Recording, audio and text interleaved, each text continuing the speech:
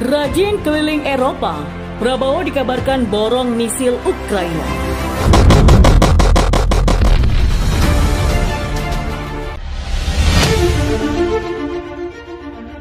Pemerintah Indonesia via Kementerian Pertahanan dilaporkan telah menunjukkan intensinya untuk membeli misil dari Ukraina. Keinginan ini disampaikan Ukraina yang menyampaikan intensi pihak pemerintah RI di Jakarta untuk memborong rudal jelajah pantai.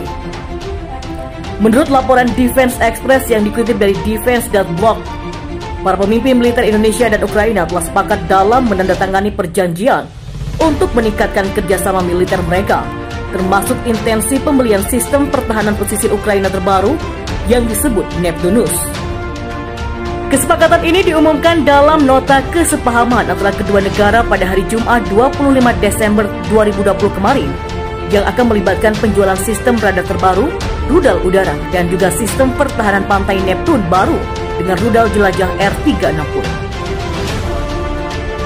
Hingga saat ini, CNBC Indonesia sedang menghubungi Duta Besar RI untuk Ukraina, Yudi Krisnandi, untuk mengkonfirmasi hal ini.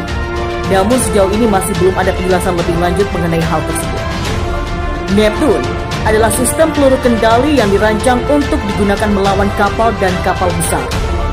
Menurut sumber terbuka, satu baterai Neptune termasuk 6 peluncur USPU-360 dengan 24 rudal pembunuh kapal R360.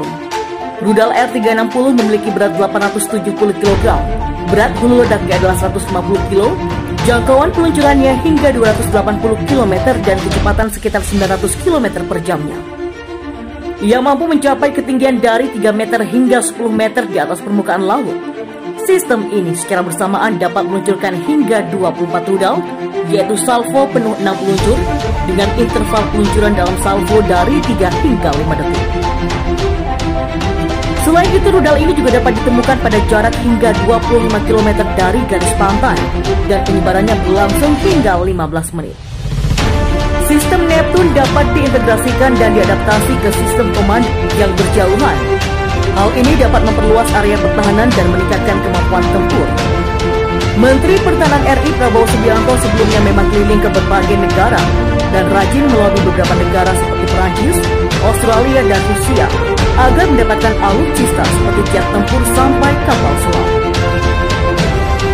Dan dengan Austria, menteri dari Partai Gerindra ini bernegosiasi untuk membeli Eurofighter Typhoon bekas Angkatan Udara Wina F-15 dan F-18 produksi oleh perusahaan kedirgantaraan terkemuka Amerika Serikat McDonnell Douglas dan Boeing. Sebelumnya, Menteri Keuangan Sri Mulyani Indrawati menjelaskan soal anggaran Kementerian Pertahanan di bawah pimpinan Prabowo Subianto yang mencapai 136,9 triliun dari RUU APBN tahun anggaran 2021. Sri Mulyani menjelaskan anggaran tersebut diperuntukkan untuk kebutuhan pemenuhan alat utama sistem pertahanan atau alutsista serta perawatannya. Itu sesuai dengan prioritas Kemenhan dan melihat tidak deviasi besar atau peningkatan anggaran, ujar Sri Mulyani dalam penjelasan nota keuangan dan RAPBN 2021 pada Jumat 14 Agustus 2020. Temuan drone di Laut Indonesia dan terancamnya keamanan nasional. Di awal 2021, publik dikejutkan dengan drone bawah laut yang terjaring oleh nelayan di lepas pantai Kepulauan Selayar, Sulawesi Selatan. Sejatinya, drone tersebut terjaring oleh nelayan setempat Sayhudi pada 20 Desember 2020. Namun, kabar tersebut baru ramai diperbincangkan publik di awal tahun 2021. Drone dengan semacam rangkaian sensor di hidungnya itu memiliki panjang 2,25 meter dan berat 175 kg. Sayhudi pun menyerahkan drone yang diduga milik China itu kepada TNI, tepatnya kepada Koramil Pasi Maranu Kodim 1415, Kepulauan Selayar.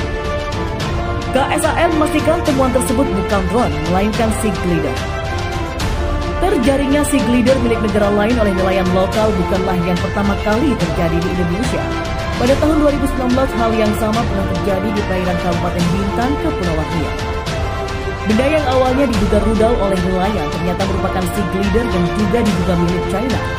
Di Sea Glider itu ditemukan aksara China yang bertuliskan nama China Shenyang Institute of Automation Chinese Academy of Sciences. Keberadaan Sea Glider milik negara lain tentu mengusik keamanan dan pertahanan nasional Indonesia. Sejumlah data strategis yang bisa direkam Sea Glider diantaranya data salinitas, arus, temperatur, dan kontur bawah laut. Data tersebut sangat penting untuk operasi kapal selam yang merupakan persenjataan strategis Angkatan Laut. Karena sifat operasinya yang senyap dan bisa masuk ke belakang garis pertahanan lawan. Pengetahuan tentang salinitas, arus, dan temperatur di suatu kedalaman akan berpengaruh terutama pada kesenyapan kapal selam tersebut. Kapal selam bisa bersembunyi di sebuah titik karena di kondisi tertentu, sinyal sonar sulit menembus lantaran dibiaskan salinitas, arus, dan temperatur. Dan mengutip dari ABC News, Malcolm Davis dari Australian Strategic Policy menyatakan, keberadaan Sea Glider tersebut patut diwaspadai karena berada di rute maritim utama yang menghubungkan Laut China Selatan dan Samudra Hindia ke arah daratan Australia. Tak hanya Indonesia, India juga pernah mengalami kejadian yang sama lantaran beberapa kali menemukan Sea Glider milik China di wilayah perairannya. Indonesia pun di tengah ancaman. Adapun wilayah geografis Indonesia yang strategis juga membawa ancaman tersendiri kala teknologi drone bawah laut kian berkembang. Keberadaan Indonesia di tengah konflik Laut China Selatan dengan minimnya anggaran pertahanan nasional membuat kita kelimpungan mengimbangi kekuatan China dan Amerika Serikat yang berseteru di sana. Ancaman itu diperparah dengan menipisnya anggaran pertahanan di tengah pandemi COVID-19. Mengutip Kompas.id pada Minggu kemarin, setelah dilakukan relokasi berdasarkan Perpres,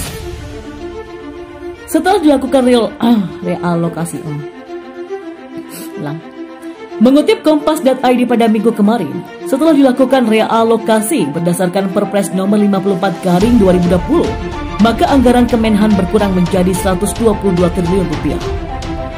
Adapun anggaran pertahanan untuk 2021 sebesar 136,7 triliun.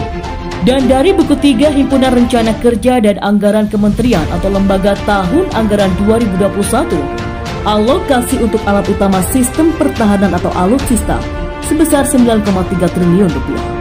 Padahal, pembangunan sektor pertahanan dengan posisi geografis Indonesia yang strategis sangatlah penting. Untuk itulah, peneliti bidang energi dan pertahanan dari The Purnomo Yustiantoro Center, Ahmad Hanan mengatakan, Kementerian Pertahanan perlu menyiapkan langkah khusus dengan membuat skala prioritas sesuai dengan ancaman internal dan juga eksternal. Sementara itu, peneliti Lembaga Studi Pertahanan dari Studi Strategis Indonesia, Alman Helfus Ali mengatakan, terkait dengan keterbatasan anggaran, maka cara yang paling bisa dilakukan saat ini adalah dengan menggunakan pinjaman luar negeri. Hal ini merupakan solusi agar pengadaan yang ada di depan mata, yaitu pesawat tempur, kapal selam, dan frigat,